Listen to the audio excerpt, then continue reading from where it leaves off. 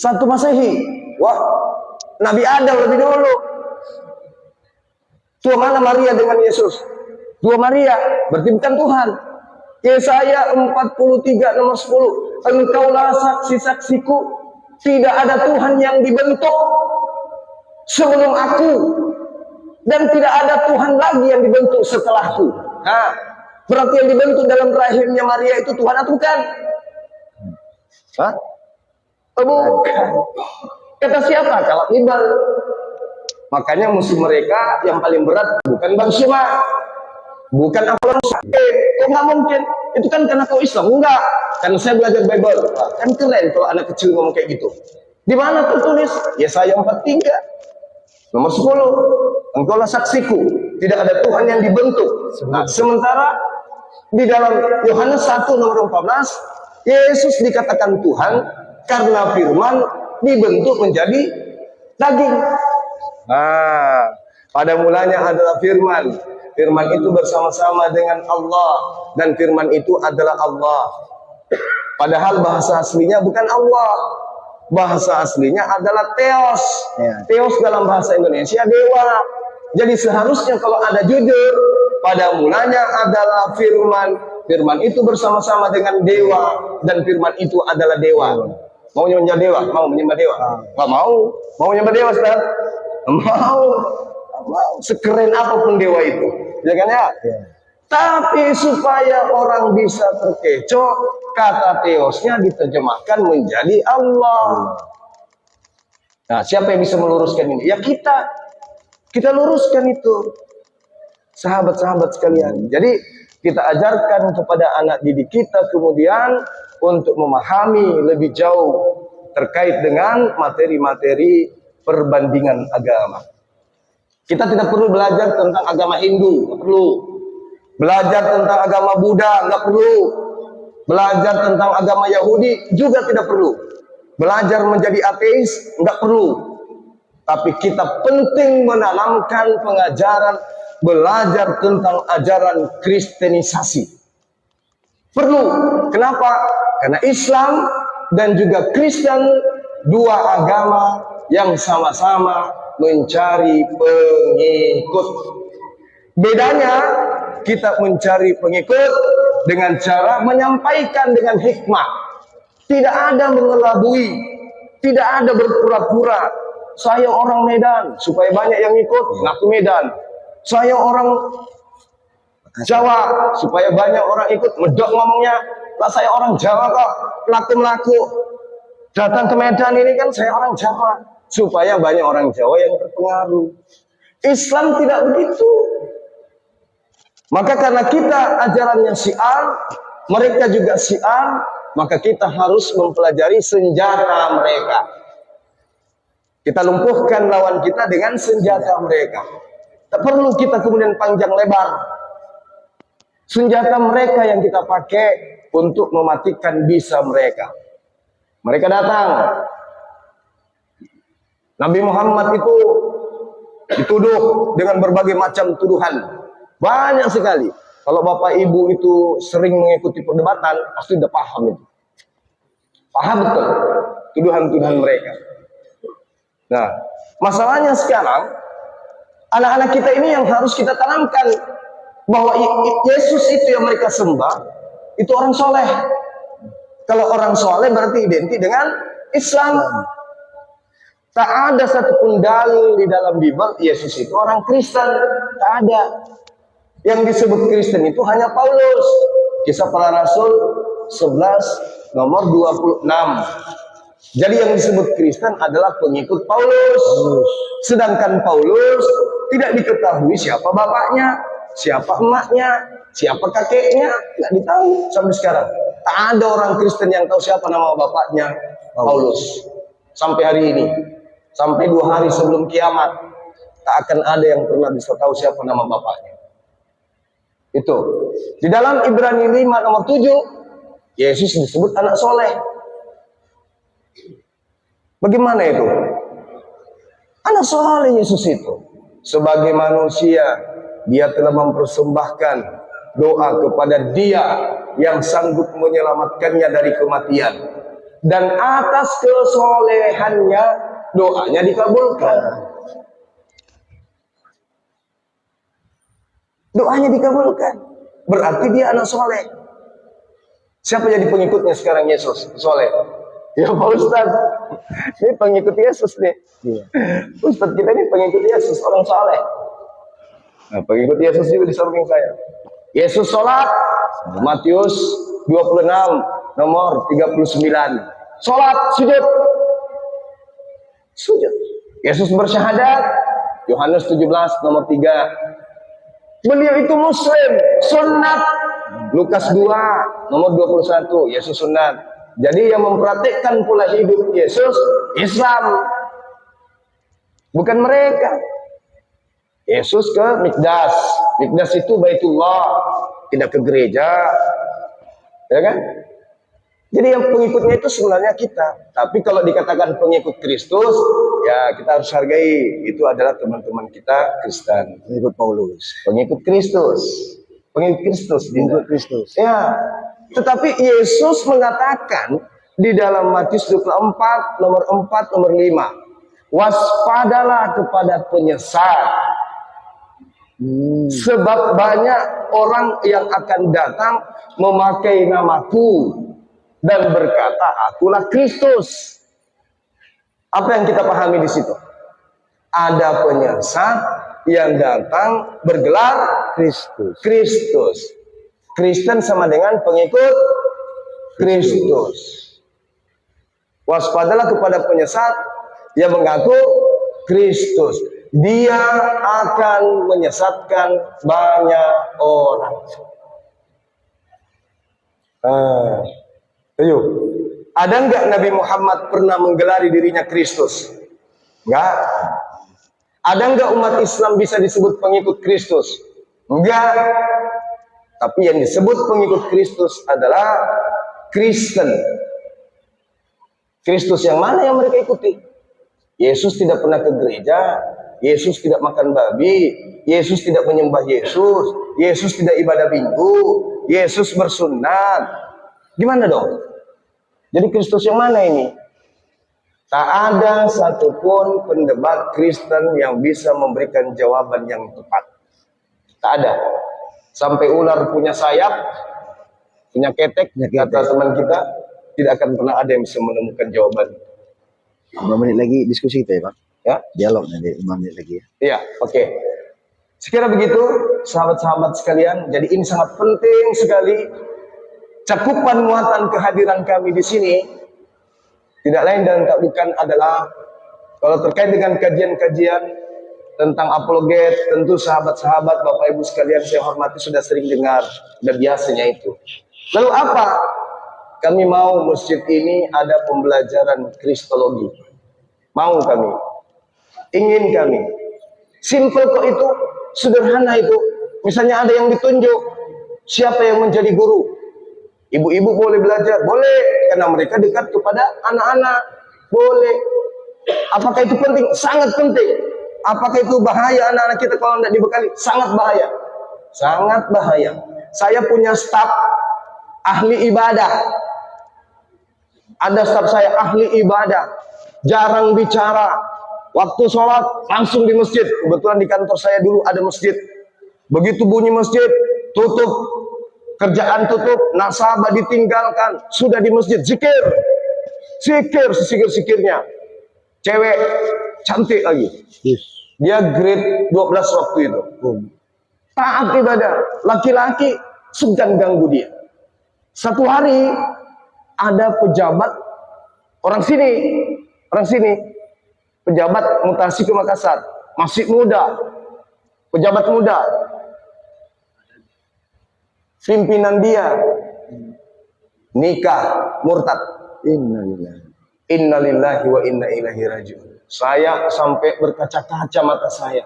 Dilaporin, Bang, ingat dengan ini. Ingat, kenapa rupanya? Udah pindah dia. Enggak, Bang, dia menikah dengan ini. Na'udzubillah, tsumma na'udzubillah. Jadi murtad. Padahal kalau dilihat penampilannya mustahil bagi pandangan kita. Tapi karena pengaruh, trik, Mau tidak mau itu terjadi. Oleh karena itu, kalau ada yang ditunjuk di sini, sederhana cara belajarnya itu, sederhana. Misalnya hari ini kami ingin ngajar tentang keabsahan kitab suci. Tolong kasih materi, tinggal di WA saja.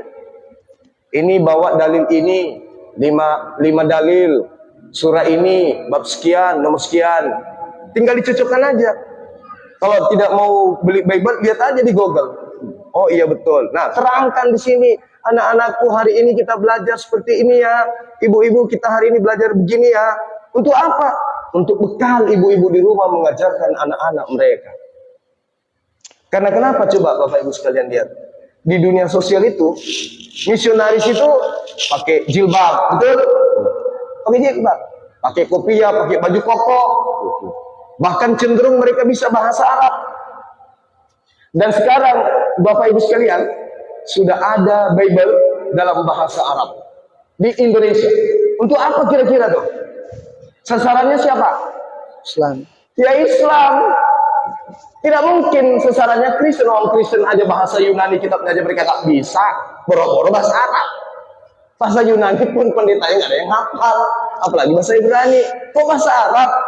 Supaya terlihat kitabnya itu ke-Islam-Islaman. Sasarannya siapa? Bukan kita. Kita mah kecil. Persen besarnya itu ada anak-anak kita. Anak-anak kita. Ini bahaya. Bahaya sekali. Kenapa? Ya karena dulu waktu kita SD, pelajaran agama di sekolah itu masih bagus. Suruh hafal, kasih waktunya banyak, jamnya. Sekarang terkikis. Apakah itu terjadi dengan sendirinya? Belum tentu. Jangan-jangan misi mereka berhasil. Nah, itu dia. Ya kan? Jangan-jangan misi mereka berhasil masuk di pemerintahan. Ini jangan-jangan, bukan menuduh. Masuk di pendidikan, masuk di ekonomi, masuk di politik, masuk di kesehatan. Jangan-jangan. Kita cuma curiga aja. Tapi sebagai Islam, Muslim, kita harus dari sekarang membentengi anak-anak kita. Saya kira begitu Bapak Ibu sekalian. Mohon maaf ketika ada kata-kata yang kurang berkenan. Semua yang saya sampaikan ini berdasarkan data. Tujuan kita di sini untuk mengantisipasi bagaimana kemudian anak-anak kita ini supaya bisa mengenal lebih jauh agama di luar Islam yang memiliki misi memurtadkan anak-anak Islam. Saya kira begitu. Ya, saya tutup. Oh, masih ada yang Kita mau bertanya. Oh ya, silakan. Ya Alhamdulillah. Jangan buru-buru tutup dulu Bang. Kayaknya Bang Baun ini banyak yang mau ditanya nih. Karena udah nyatat aja gue tengok dari tadi ya kan. Ya Alhamdulillah. Karena memang waktu kita batasi ya. Hanya 3 penanya. Ya Bang ya, izin Bang. Insya Allah. Hanya 3 penanya. Silakan. Siapa yang mau bertanya di awal? Bapak. Kemudian satu lagi. Bang Baun. Ada lagi dari ibu-ibu yang mau bertanya? Kita kasih session ibu-ibu. Ayo satu lagi kesempatan. Iya, ibu sana satu ya. Ya, silakan Mbak. Dari mana namanya? Apa yang ditanyakan? Waalaikumsalam warahmatullahi wabarakatuh. Ruby. Ruby. Di sini cuma kita juga panci. Yang saya tanyakan, yang kita tahu kitab Injil ini berubah-ubah, banyak revisi. Ya kan dari tahun 8, mungkin dari sebelum Indonesia ada berubah-ubah terus revisi terus. Jadi ketika kita nanti mempelajarinya, menghafal ayat sekian, Yohanes sekian, atau sekian, berubah revisi itu banyak. Cara menganukannya dia ternyata sudah berubah. Yang biasanya kata Tuhan Kita dengar aja dulu 3-3 ya Pak. kata-kata yang Satu-satu. sering disampaikan orang, akhir mereka berpikir itu ada tim-tim perubahannya, siapa yang merevisi supaya mengkantor pertanyaan apa pernyataan yang mengarah kepada Allah Subhanahu wa taala. Sehingga sehingga kabur gitu. Tuhan Allah tadi dia bersama dengan Yesus. Dia Tuhan sama Yesus. Jadi kayak kata Tuhan, jadi kata Tuhan jadi Tuhan, jadi kata Tuhan jadi Tuhan. Di asal apa itu kita Al-Quran. Gimana cara mengcounter itu atau mengatasinya? Supaya kita bisa tahu itu tetap nggak berubah gitu. Kira-kira gitu. Ya, silakan Bang Dah. Baik, pertanyaan yang sangat luar biasa. Ini sudah ada satu korban, si penanya. Korban akibat berubah-berubahnya Kitab. sebuah isi Suci kitab. mereka. Inilah yang diterangkan oleh Al-Quran dalam surah Al-Baqarah ayat 78, ayat 79. Intinya di situ. Fawailul lil ladzina yaktubuna al-kitaba bi aydihim tsumma yaquluna hadza min indillah. Yes, sama. Itu. Celakalah orang yang menulis sebuah kitab dengan tangannya sendiri dan berkata ini dari Allah, padahal bukan dari Allah. Makanya tadi saya katakan, mereka bisa merevisi, mereka bisa mengoreksi. Kenapa? Karena firman Allah mustahil bisa dikoreksi oleh manusia, mustahil bisa direvisi oleh manusia. Bahkan saya sering berdialog dengan orang yang mengaku pastor, pendeta, lulusan STT. Apakah firman Tuhan bisa dikoreksi? Nggak bisa. Apakah firman Tuhan bisa direvisi? Oh, nggak bisa. Bibelmu bisa direvisi nggak? Bisa. Bibelmu bisa dikoreksi? Bisa. Itu firman Tuhan? Ya firman Tuhan. Loh, mana yang betul? Bingung kita gampang. Ah, sekarang pertanyaan saudara kita ini. Bagaimana solusinya? Ketika kemudian kita memberikan suatu pengajaran atau jawaban, kita hafal dalilnya, tapi ternyata yang dia pakai dalil yang berbeda. Gitu ya maksudnya. Hari ini Tuhan berubah jadi Tuhan. Gimana itu caranya? Untuk mengkanter cara menjawab seperti itu. Sederhana Bang. Itu tadi. Firman Tuhan tidak mungkin bisa dikoreksi. Tidak bisa direvisi. Dan ini memang alasannya, alasan klasik. Kenapa mereka tidak menghafalkan? Bagaimana mungkin udah dihafal setebal itu pakai bahasa Indonesia? Pada mulanya adalah firman, firman itu bersama-sama dengan Allah, firman itu adalah Allah. Dihafal, capek menghafalnya. Tahun depan direvisi, konyol. Berbeda dengan Al-Quran. Mau dihafal, justru Al-Quran semakin dihafal, semakin terjaga Al-Quran itu. Nah sekarang bukan hanya itu problemnya Bang.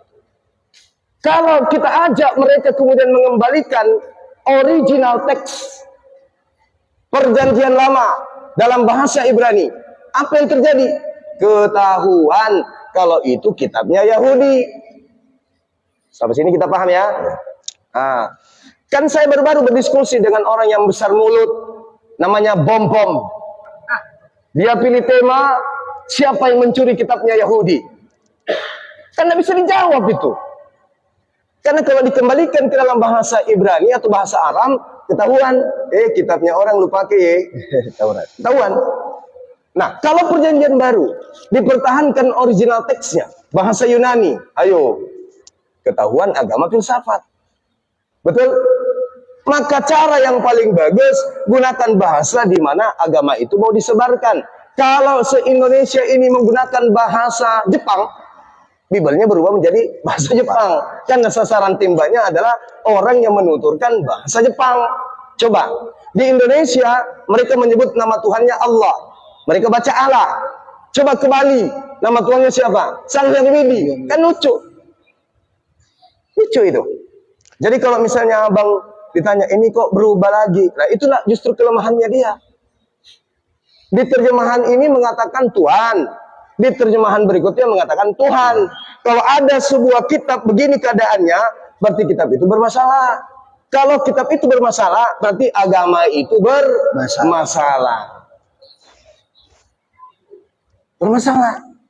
Nah kalau sudah agamanya yang bermasalah, bagaimana orang yang di dalamnya mudah-mudahan tidak bermasalah. Gitu ya. Nah, jadi memang kita agak susah Bang. Susah. Cara yang kita lakukan kemudian untuk melumpuhkan mereka, minta tunjukkan original teksnya. Tunjukkan original teksnya.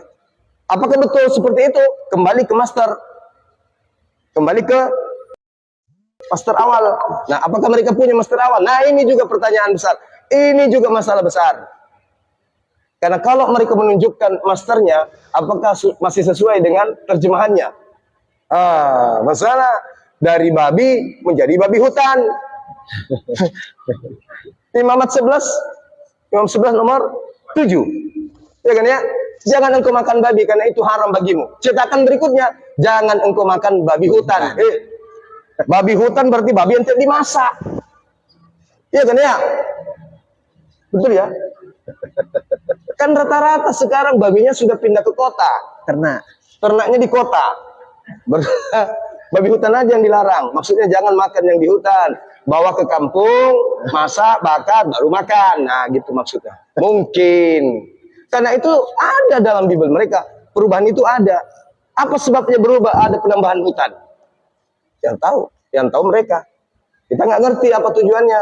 Tapi yang pasti di original teksnya itu tak ada hutan.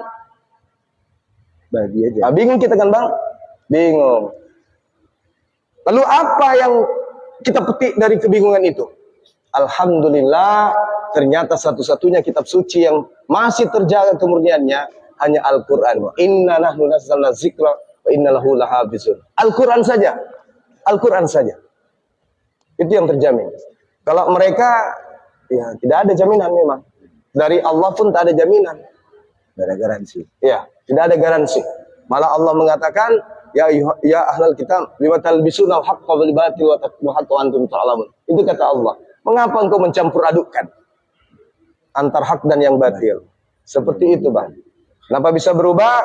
Karena jamaat pun dibingungkan, apalagi kita. Solusinya, kita tinggal mengatakan, karena kalau firman Tuhan tidak bisa dikoreksi dan direvisi, dan kitab Anda bisa dikoreksi dan direvisi, itu sama dengan silakan Anda jawab sendiri. Nah, sampaikan aja kayak gitu.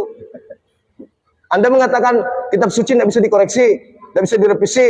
Kitab suci Anda bisa direvisi, dikoreksi, berarti kitab Anda adalah kitab yang dianggap suci, kan gitu. Dianggap. Saya kira begitu, Bang. Mohon maaf kalau tidak memuaskan. Silakan. Selanjutnya Bang Dah. Lanjut. Perkenalkan. Adiknya Bang. Adiknya Bang Romai. Iya, dia. Benar kan? Ke kamera, tandapnya. Ke kamera sekali-kali.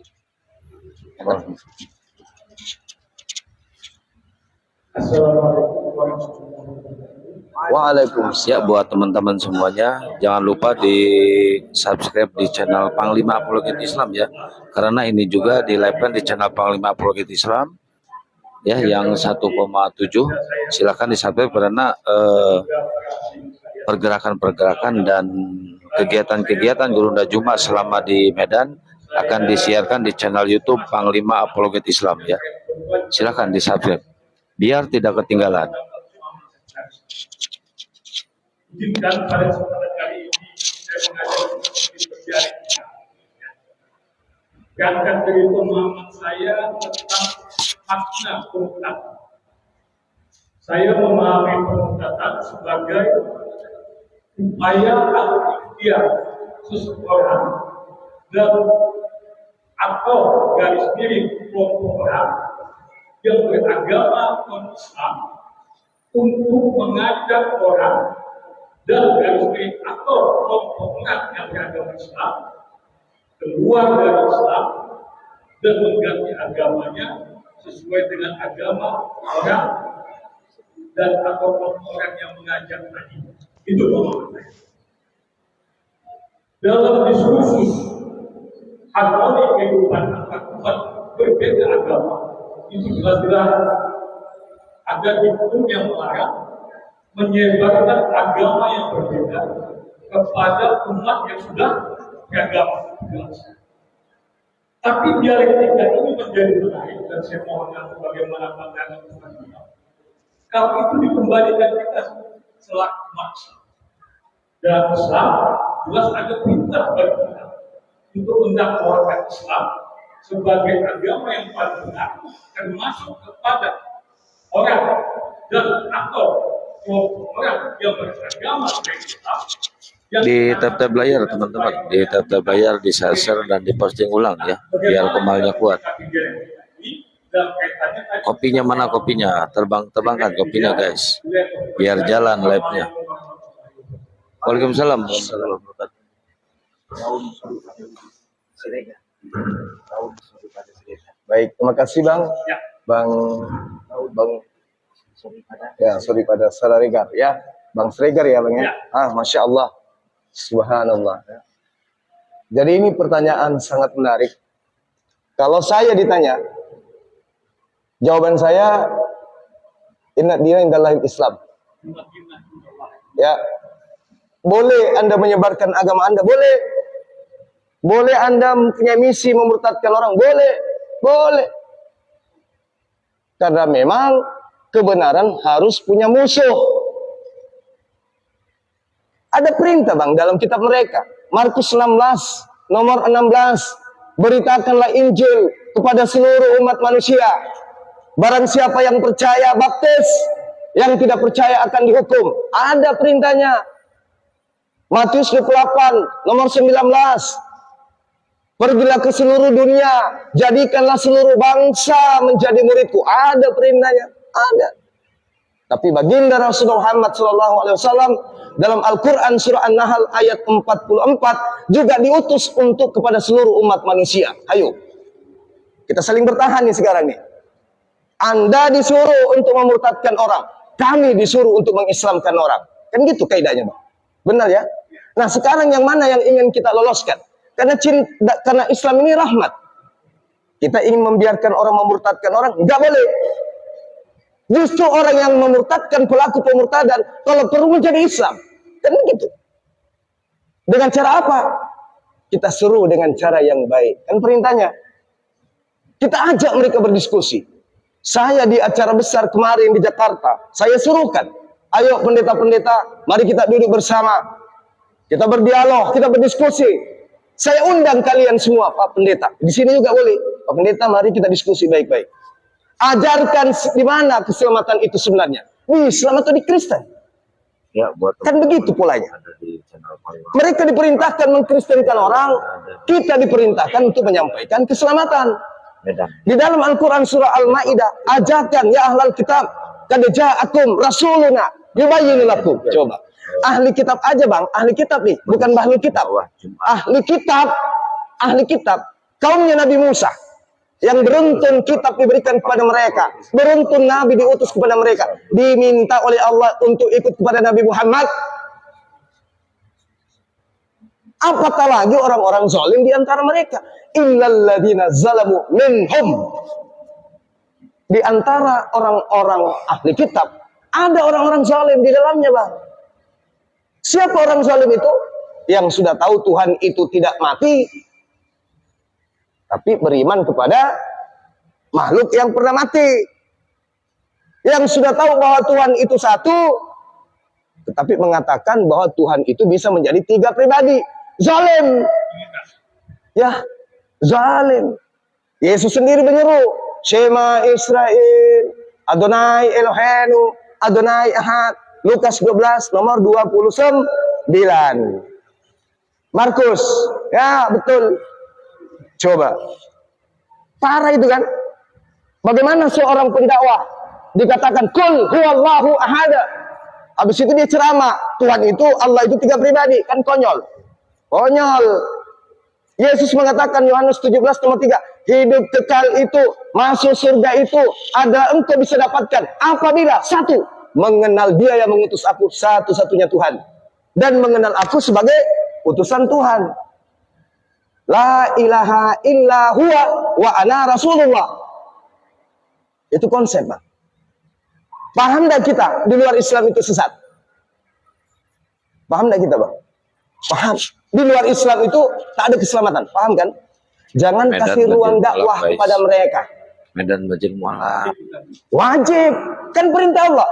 Innalladzina amanu yukatiluna fi sabilillah walladzina kafaru yukatiluna fi sabilit taghut faqatilu awliya asyaitan. Kan kita diperintahkan perangi saudara-saudara setan Bang. Siapa saudara setan menurut Al-Quran? Orang-orang kafir kan? Inna kaidah syaitan kana daif. Penyesatan yang dilakukan iblis itu lemah. Lemah sekali. Iblis itu lemah. Sekali lagi saya katakan di sini. Iblis dalam menyesatkan manusia itu sangat lemah. Lemah sekali. Yang membuatnya kuat saudara-saudaranya Bang. Paham ya? Iblis itu cuma membisikkan, kamu jangan pergi sholat. Tapi yang membuatnya kuat saudaranya. Siapa saudaranya? Jasad ini. Ah? Iya. Ini kalbu ini kan bersih tuh. Salah satu cahaya yang Allah titipkan pada diri kita manusia, hati. Di mana ya? Gak boleh bohong hati itu. Tapi kemudian kenapa dia bisa jatuh ke dalam kemaksiatan? Karena dia membantu saudaranya, iblis. Begitu juga orang kafir. Al-Quran surah Shad jelas, iblis itu golongan dari yang kafir. Kita diperintahkan untuk memerangi itu. Jadi jangan dikasih ruang. Maksudnya gimana jangan dikasih ruang? Bukan kita perangi mereka, enggak. Jangan dikasih ruang itu artinya, Bang, ini yang sedang kita lakukan sekarang. Menanamkan akidah supaya kuat dan menghindarkan anak-anak kita dari pendangkalan akidah, itu adalah cara kita berperang. Jadi bukan angkat senjata, enggak. Yang kami lakukan berdialog. Kenapa kami kadang tegas, keras? Karena Al-Quran memiliki kaidah itu. Al-Quran mengatakan, jangan engkau berdebat dengan ahli kitab, kecuali dengan baik. Kecuali terhadap orang-orang zalim di antara mereka. Siapa yang zalim? Yang menghina Allah, yang menghina Rasulullah, itu zalim. Kita harus tegas, kita harus keras kepada mereka. Supaya menjadi pelajaran bagi yang lain untuk tidak menghina, tidak menista. Jadi kalau saudara kita mengatakan, ya kita kan dilarang, kemudian bagaimana kalau kita juga mengajak mereka menjadi Islam? Mereka juga mengajak kita menjadi Kristen. Kita berada di mana? Ya, buat teman-teman TikTok semuanya ya. Lakum dinukum waliyadin. Itu betul. Kalau itu ingin betul, Bang. mengikuti Lakum dinukum waliyadin. Agamamu, agamaku. Itu betul memang. Channel Tapi YouTube. jangan coba-coba kau mengajak anak-anak kami untuk ikut ke agamamu. Insya Allah akan. Kalau mereka selalu menyampaikan disiarkan pola di sini. agamanya jujur, tak masalah. Tak masalah, Bang. Kalaupun juga Al-Quran mengatakan agama mereka benar, tak masalah. Bagus. Masalahnya kata Al-Quran, innal ladzina kafaru min ahlil kitabi wal musyrikina fi nari jahannam ulaika hum syarrul bariyah. Mereka adalah seburuk-buruknya makhluk. Abang, kalau iblis, Bang, ketika kemudian ditanya oleh Allah, apa yang menyebabkan engkau ingkar tidak mau sujud kepada Nabi Adam? Apa kata iblis? Karena aku lebih mulia dari iblis. Ya, aku dari tanah, dia hanya dari ini, aku dari api, dia dari tanah. Lalu iblis mengatakan apa? Demi kemuliaanmu ya Tuhanku. Nah, coba. Iblis masih mengakui Allah sebagai Tuhannya, Bang. Mereka mengakui Allah enggak sebagai Tuhannya? Enggak. Berarti lebih iblis mana? Kalau saya dengan pendeta, saya bilang, takut kita, ngeri. Mereka lebih hina mereka lebih bahaya daripada iblis. Itu, Bang. Maka, ya, kita jangan mengajak mereka Islam. Nggak bisa. Perintahnya, ud'u ila sabili rabbika bil hikmah. Perintahnya, kita harus berseru kepada mereka. Tapi dengan cara baik. Kapan kesempatan itu muncul untuk berseru kepada mereka? Alhamdulillah sekarang sudah ada TikTok, ada media sosial. Di sanalah saatnya kita berseru. Hasilnya apa? Hampir setiap hari berbondong-bondong orang bersyahadat. Alhamdulillah. Memang kita jangan sampai mereka dimurtadkan. Kita kan nggak mau ada yang murtad. Berarti kita juga nggak mau, mereka juga nggak mau ada yang mualaf. Kan gitu, Bang. Benar ya? Kita sebagai umat Rasulullah kan sudah tahu mana yang hak, mana yang batil. Maka jangan disangka Bang Suma dan tim tampil sebagai pendebat itu karena dasar kebencian. Enggak. Karena sayang, Bang. Sayang kami kepada mereka. Sayang, Bang. Apa kita tega? Hidup bertanah air. Satu tumpah darah kita, satu bahasa kita. Ya, mati hidup kita di tanah yang sama, tapi kita biarkan mereka masuk ke neraka. Tidak kasihan. Tapi kan kita juga belum tentu masuk surga. Tunggu dulu. Kalau kita yakin Allah satu-satunya Tuhan dan Nabi Muhammad adalah Rasul Tuhan, janji Allah tak ada yang ingkar. Orang benar saja kalau berjanji tidak mungkin ingkar. Apalagi Allah yang maha hak. Itu sudah paten itu bang. Barang siapa yang berkata bahwa Allah adalah Tuhannya, lalu istiqomah dengan itu, mati surga. Nah, kita jangan serakah. Ada kesempatan kita menyampaikan kebenaran, sampaikan. Meskipun dengan cara tegas, keras, dan seterusnya. Jadi jangan dipasang, mereka ini kan, kita kan tidak mau dimurtadkan. Berarti mereka juga nggak mau dimualafkan. Dengan kata lain, kita membiarkan mereka kemudian jatuh dalam jurang neraka. Tentu kita nggak mau. Nih, kakak saya, orang Kristen aktivis gereja, kakak angkat saya, nelpon. Nanti dulu bang ya. Kita saudara angkat, tapi Anda beda akidah. Sekarang saya bersama-sama dengan saudara saya. Mungkin nonton dia. Jadi gitu bang. Ya, ada lagi? Oke, makasih. Jadi tetap semangat dakwah kita ya bang ya. Ya. Ya. Yang terakhir, Bapak, Ibu. Yang terakhir. Silakan Bu, perkenalkan nama dan Pendeta. yang lurus. Ya, kakak angkat saya. Makassar.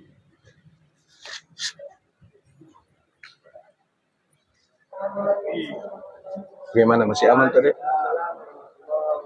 Masih aman? Aman. Kalau tidak aman, tepuk ini ya.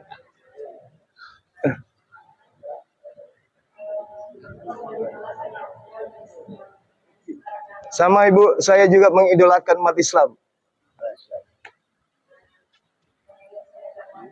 Namanya Bu, Abdul Muiz. Abdul Muiz.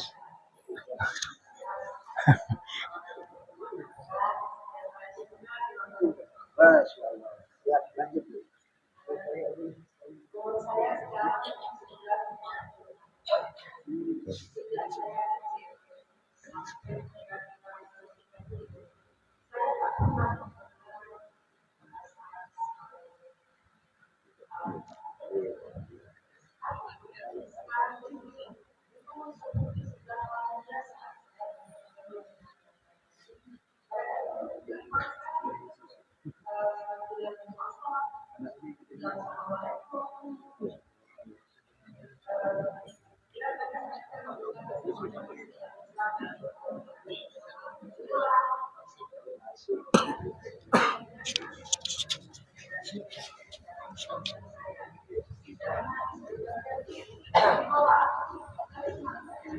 Ya teman-teman, tolong dipantau terus live-nya.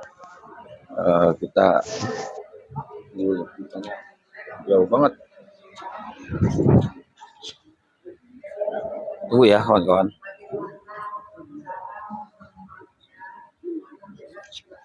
Ya jangan lupa ditonton juga di channel YouTube Panglima Apologet Islam ya teman-teman. Silahkan geser yang di TikTok.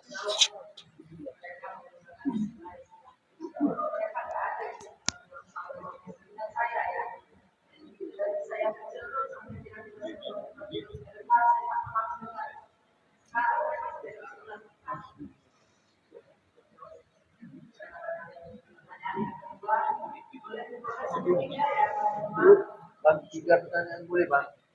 Satu aja saya nggak tahu apa dia tanya. Apalagi 3 aja. Oh, Bagaimana cara menghilangkan dosa?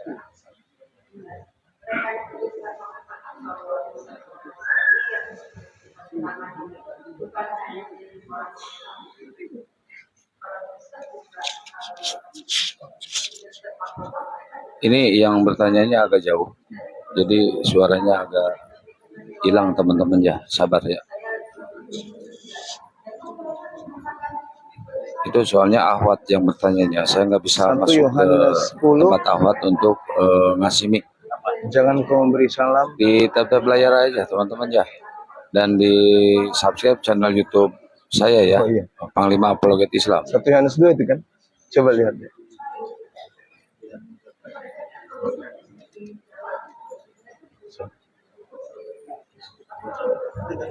Sepuluh 11. Iya. 1 Yohanes 2.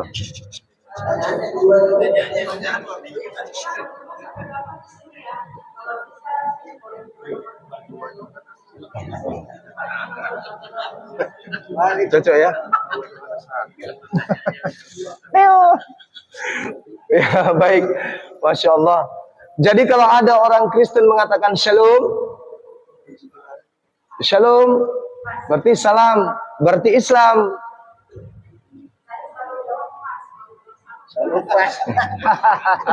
Shalom itu bahasa Ibrani. Ibrani artinya damai sejahtera.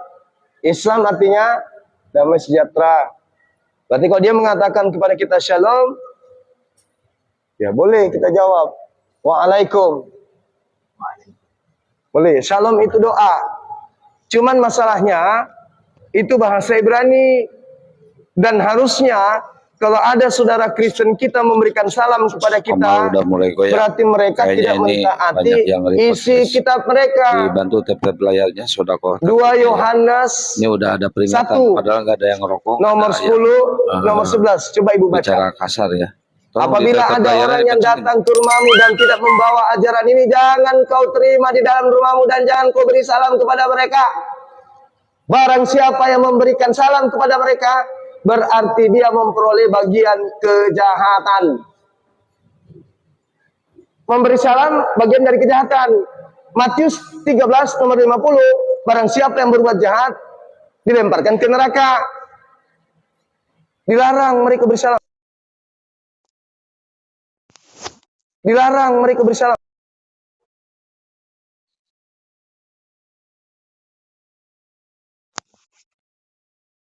Betul ya? Mereka bersalam. Betul ya? 6.